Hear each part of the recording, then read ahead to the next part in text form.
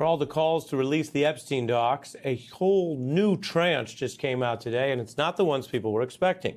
Bloomberg got 18,000 leaked emails. These have never been public before, from Epstein's personal email account. He was using Yahoo.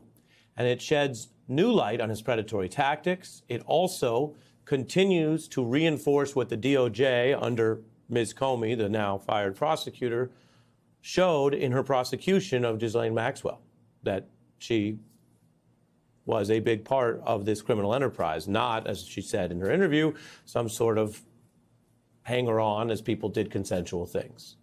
Now, as for the president, who has been so suspicious about this, who vowed to do transparency and then broke that vow, well, there's not a lot of clear new information that shows what Trump was up to with Epstein, although we know from prior information that they had a kind of social relationship. You've seen the photos.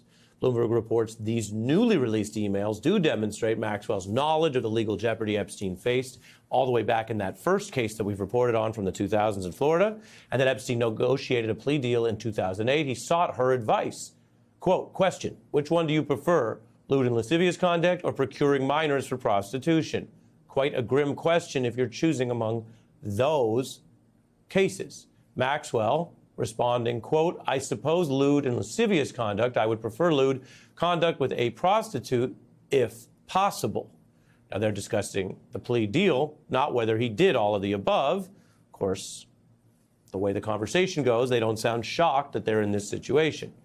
Remember, in her Trump DOJ interview, she downplayed her relationship with Epstein at that very time. So when he's going to go to jail, he says, can you stay around and manage everything? Yeah. And do you do that? I do. Okay. And then we'll come back to that. I will not manage everything, no. I mean, there are other people at this point. My specific role then was very, very diminished. However one thinks of a diminished role compared to the past, Bloomberg finds they exchanged over 200 messages in 6 months of that first year. Trump's name does come up in 3 minor instances. That's the Bloomberg word, and they've obviously gone through all this quite carefully. In 2007, Maxwell wrote reporters may have interviewed Trump about Epstein's case. You have to assume they went to Donald Trump, she notes. That's neither here nor there on Donald Trump's role. Many of Epstein's emails also discuss the predatory manipulation of those young women and sometimes girls.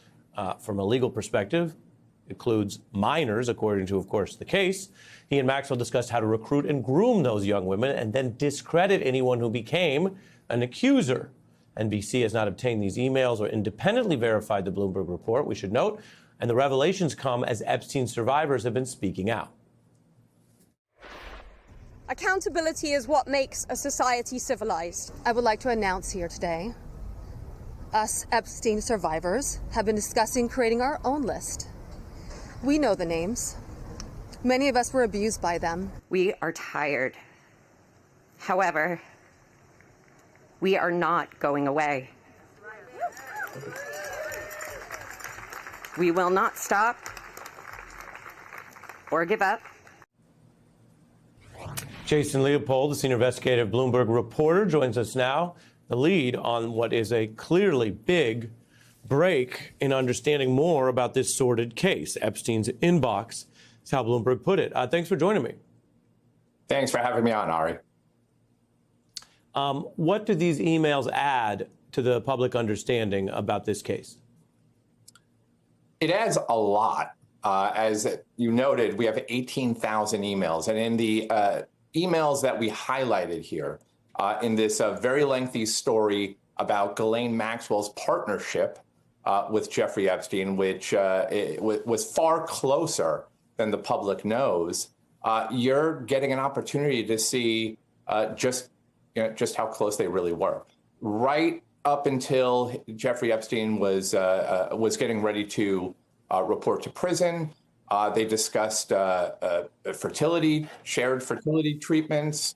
They talked about the legal case. You read some of those emails about when Jeffrey Epstein was asking her what she would prefer, what she thought that he should potentially For plead Republicans, guilty to. the current trajectory But raises also concern. just Donald Trump right now is how upside much down in some she polls on helped immigration. to kind of run the business of Jeffrey Epstein.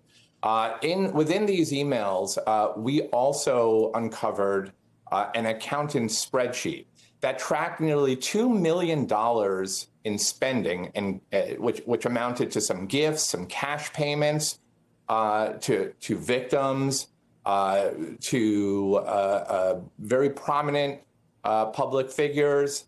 There was a car for Alan Dershowitz, which he told us was for his wife. There was a watch, $11,000 Rolex watch for Tom Barrack, who's now the ambassador to Turkey. He told us he never received a watch. So you're getting an opportunity to see details about the business dealings. But also, disturbingly, there is a lot of information there about Jeffrey Epstein's callousness toward these young women, these underage girls. There's one very disturbing, chilling email in which he is berating this woman who is working for him because she doesn't want to engage in fun sex things. So between Jeffrey Epstein and kind of getting a sense of what he sounds like through these emails in his own words, and the way in which Ghislaine Maxwell was really trying to promote Jeffrey Epstein in social circles, you learn quite a bit. What was Epstein's main business? He clearly had a knack or an almost con man's ability to get himself in all sorts of rooms around all sorts of people. We know how many have distanced themselves later. But given the nature of the sex crimes that were already exposed, it would appear that some people had knowledge of it. That's what the birthday book shows. Some people, we can't name names without a legal and investigative process, but some people understandably were probably closer to it and may have partaken in it. He has the whole island and he has all these other allegations. And then there's this wider concentric circle, and I'm wondering if you found the emails show any of this, where he seems to be pulling people in to sort of credential himself as he goes along, continuing to abuse. Newly leaked emails from Jeffrey Epstein's personal Yahoo account have emerged, providing fresh insights into his criminal activities and close partnership with Ghislaine Maxwell. Bloomberg obtained approximately 18,000 previously unreleased messages revealing Epstein's predatory tactics, manipulation of young women, and discussions surrounding his 2008 plea deal in Florida. The emails underscore Maxwell's deep involvement in Epstein's operations, contradicting her previous claims of a diminished role. In one exchange, Epstein sought her advice on plea options, asking, "Question, which one do you prefer? Lewd and lascivious conduct or procuring minors for prostitution?" Maxwell replied, "I suppose lewd and lascivious conduct. I would prefer lewd conduct with a prostitute if possible." The pair exchanged over 200 messages in the first 6 months of that year, covering topics from legal strategies to fertility treatments and business management. Maxwell assisted in running Epstein's affairs even as he prepared for prison, including efforts to discredit accusers and groom victims. An accounting spreadsheet detailed nearly $2 million in expenditures, including cash payments to victims and gifts to prominent figures. Notable items included a car for Alan Dershowitz, which he clarified was for his wife, and an $11,000 Rolex watch for Tom Barrack, then ambassador to Turkey, who denied receiving it. The documents highlight Epstein's callousness, such as an email berating a female employee for refusing fun sex things. President Trump's name appears in 3 minor instances.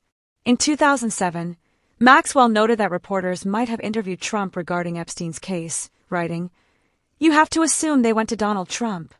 Another email from September 2006 involved a list of 51 politicians and executives, with instructions to review lists and add or remove people. Epstein responded, "Remove Trump," along with one other individual. The White House dismissed the reference as fake news. While no major new revelations tie Trump directly to Epstein's crimes, prior reports have documented their social relationship, including photos. The emails also expose Epstein's broader manipulation tactics, including recruiting young women, sometimes minors, and an intense behind-the-scenes lobbying campaign to evade accountability. Mundane details, such as Amazon purchases ranging from Nabisco Nilla wafers to an FBI agent costume and a prostate massager, offer a glimpse into his daily life amid the criminality. Senior investigative reporter Jason Leopold, who led the Bloomberg story, emphasized the email's significance in illustrating the duo's closeness. You're getting an opportunity to see just how close they really were right up until Jeffrey Epstein was getting ready to report to prison, he explained. Leopold noted the documents reveal Epstein's emotional abuse and berating of women in his employ, though no evidence of blackmail against outsiders surfaced in this tranche. The release coincides with Epstein survivors amplifying their calls for justice. One survivor declared, "Accountability is what makes a society civilized," announcing plans for victims to compile their own list of alleged abusers. "We know the names. Many of us were abused by them. We are tired.